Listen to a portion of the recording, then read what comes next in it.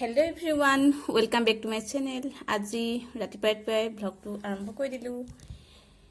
এতিয়া মই প্ৰথমে শুই উঠি মূৰতে তেল লগাই দিলোঁ, নাৰিকল তেল। তাৰপিছত লগাম এতিয়া মই কি বাৰু গম পাইছে চাগে, এনেও হালধি আৰু মৌ মিক্স কৰি অকণমান গালত লগাম। চাই থাকিব তেতিয়াহ'লে। আজি ব্লগটো এনেকেই আৰম্ভ কৰি দিছোঁ।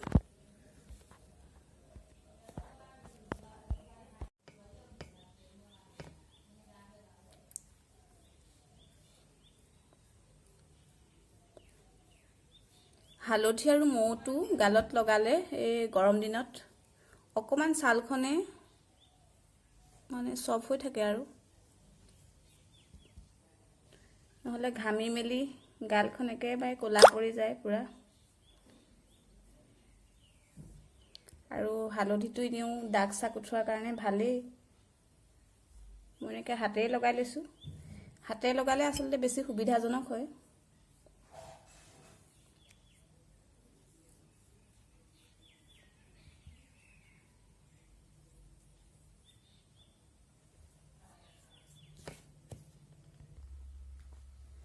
মোৰ হালধি লগোৱা কাম হৈ গ'ল।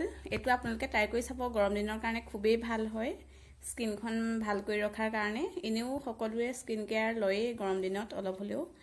মই এইদৰে লওঁ স্কিন কেয়াৰ। আৰু এতিয়া মই এইখিনি প্ৰায় 20 মিনিটমান এনেকৈ ৰাখি দিম। তাৰপিছত যেতিয়া শুকাব এইখিনি মই ধুই আহিম ধুনীয়াকৈ। তেতিয়াহ'লে মই এইখিনি একেবাৰে ধুই মেলি আপোনালোকক আকৌ লগ পাই আছোঁ। এইটো ট্ৰাই কৰি চাব এবাৰ, যদি যিসকলে নলগায় বা যিসকলৰ পিম্পলছ উঠে, ক'লা ক'লা দাগ বহে, সেইসকলে এইটো ট্ৰাই কৰি চাব পাৰে।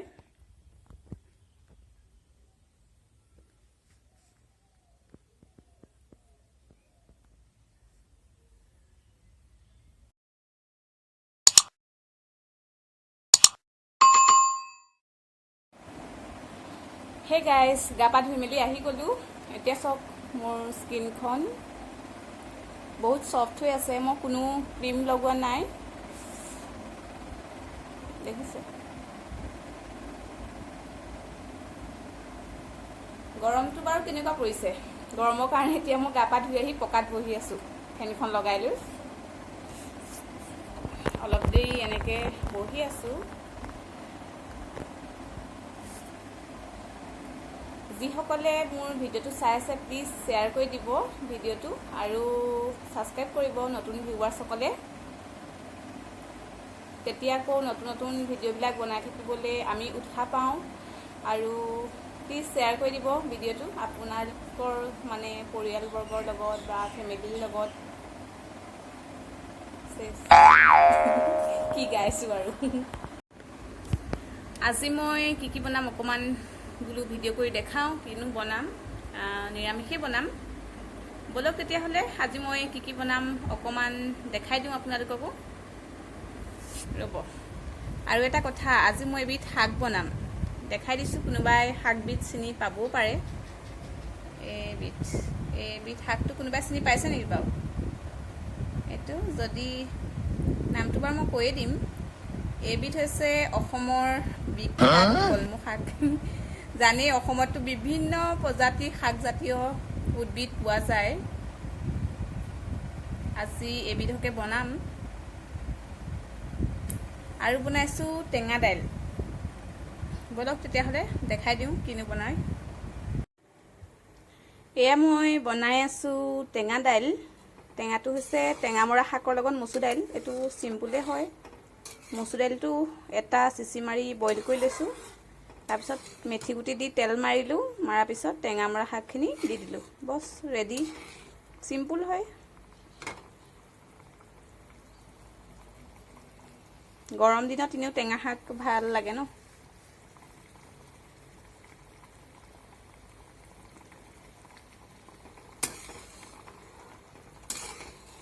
প্ৰথমৰ পৰা নাই দেখা আৰু একেবাৰে এতিয়া হৈয়ে গ'ল।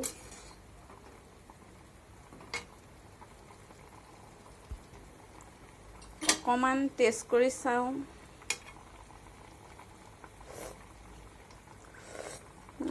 পূৰা মজা টেঙা হৈছে।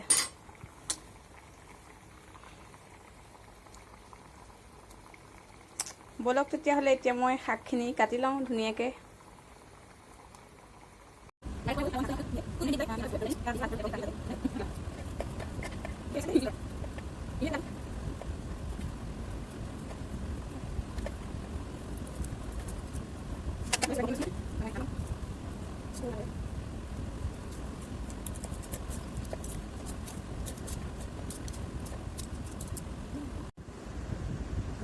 শাকখিনি মোৰ কাটি হৈ গ'ল। এইখিনি দেখাত বহুত বেছি দেখিছে, কিন্তু বনাই পেলালে বহুত কম হৈ যাব। বলক তেতিয়াহ'লে এইখিনি এতিয়া বনাই লওঁগৈ। বলক।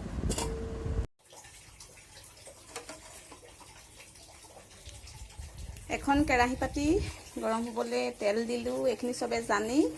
তাৰপিছত মই ইয়াতে দি থৈছোঁ হালধি, নিমখ, কেঁচা জলকীয়া। তাৰপিছত এইফালে কাটি থৈছোঁ ইয়াত পিঁয়াজ। পিঁয়াজখিনি তেলত দি দিম। গৰম হোৱাৰ পিছত আৰু মানে ভালদৰে ফ্ৰাই হোৱাৰ পিছত পিঁয়াজখিনি, তাৰপিছত দি দিম শাকখিনি, তেনেকৈ ভাজি দিম আৰু। এয়া আমাৰ ভাজি বনাই হৈ গ'ল, শাকৰ ভাজি এইটো। আৰু মই গোটেইখিনি ভিডিঅ' নকৰিলোঁ, মানে ইয়াৰ লগতে মই বনাই আছিলোঁ এইখিনি হৈছে ৰঙালাও আৰু বেচন ফ্ৰাই। আজিলৈ সিমানেই, ভাত আৰু এয়াই খাই দিম। সেয়াই আৰু এইটো এবাৰ ট্ৰাই কৰি চাব, খুব ধুনীয়া হয়। বজাৰত উপলব্ধ শাকবিধ, আনি পেলাই খাই চাব।